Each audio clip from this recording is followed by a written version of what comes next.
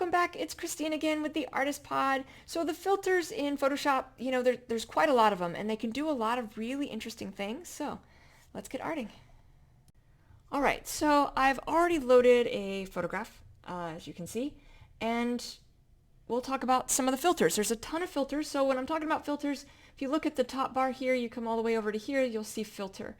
When you click on this, there's a whole lot of options.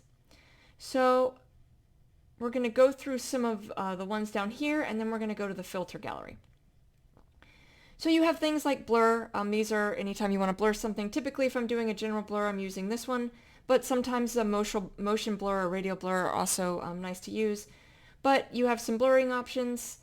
You have distorting. So distorting, you can do things like,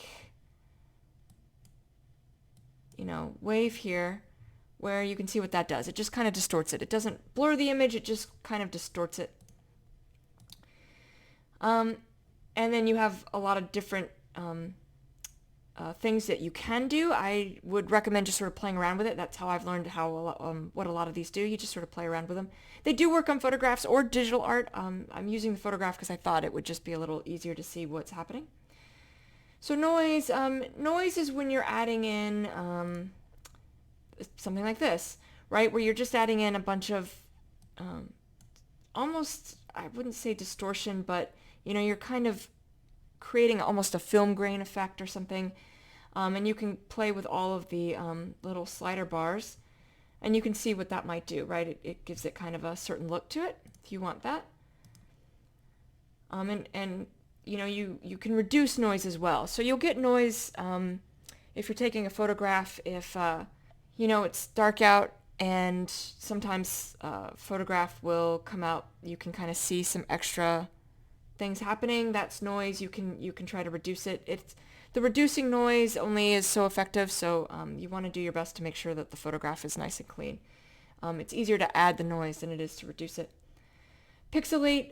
So any program like Photoshop is dealing in pixels, and so you can have options where you are, intentionally pixelating something. Let's see if I come in and undo that and see what it did. So pixelation, it's a way that can create a blur, but there's different, effects to it. There's another one. You can see that. And so that's the pixelate option. The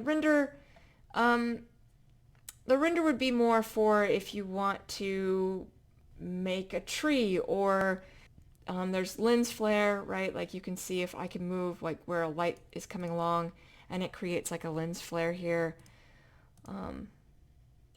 Or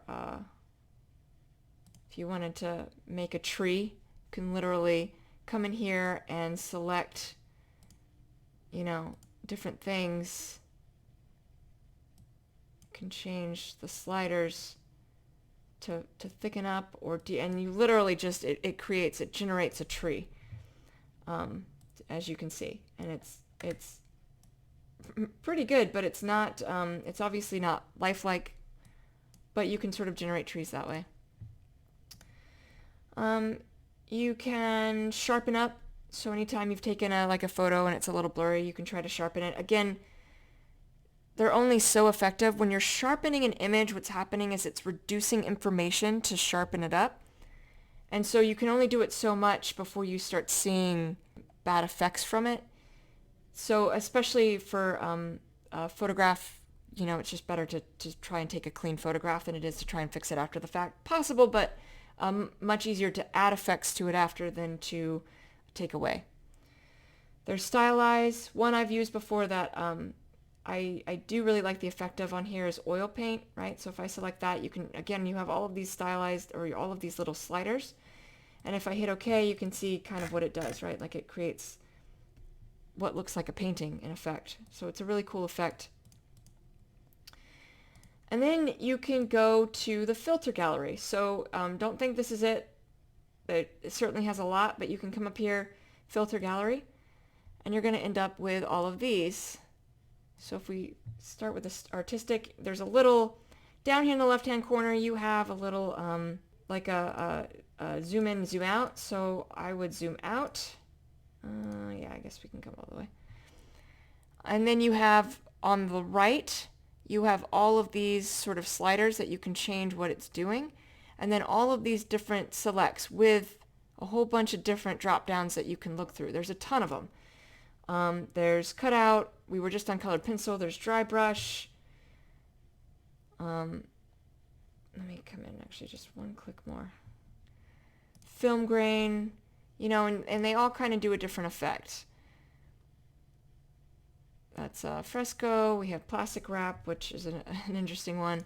Poster edges, which is nice if you need to add kind of a black border around like a delineation of colors. For instance, if you wanted to use cutout, cutout doesn't work very nicely on a photograph. But one way to kind of force its hand is to use poster edges, and you can apply several layers. So if I hit OK, I could come back in and do it again, and it would just thicken up what it's done. You know, rough pastels. You have, you know, brush strokes. So, you know, crosshatch would create sort of that crisscrossing pattern. Angled strokes would just create the angled strokes. You have splatter, which creates kind of a cool effect and sort of makes it all look like it's been splattered. You have distort, so, you know, you could make it look like you're looking through glass or like it's a reflection in water. And again, all of these ripples, like ripple sizes and magnitude and all of that can make a difference, right?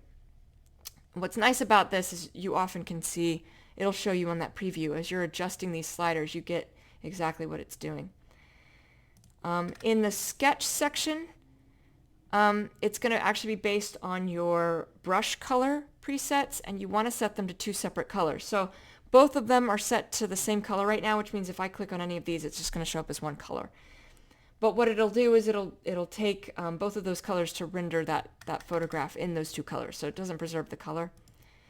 You have just the glowing edges under that Stylize. And then you have textures, which can be a cool thing to add, especially if you're trying to layer up effects. Like you want it to look like a painting, I would layer up some of the texture ones, maybe some of the crosshatch, and then do the oil paint, you know, so on and so forth. So you can sort of layer these up as you want. Right, you have Texturizer, Mosaic tiles. You can see what that does. Again, you can change how deep, how big, how, you know, all of that. Stained glass. So that's just, you know, some of the things that you can do. We can really bump that up and make it more and more. We can change the light intensity. So there's a lot that you know you can kind of do with these, and and the filters. And it's not just tied to what you see here. So I highly recommend experimenting with them. There's a lot of interesting ones. There's a lot you can do with a lot of these tools. And if you ever wanted to redo one, I can just come up here, and the very last one I've done right now, that's oil paint. I can just hit it and it'll apply another layer.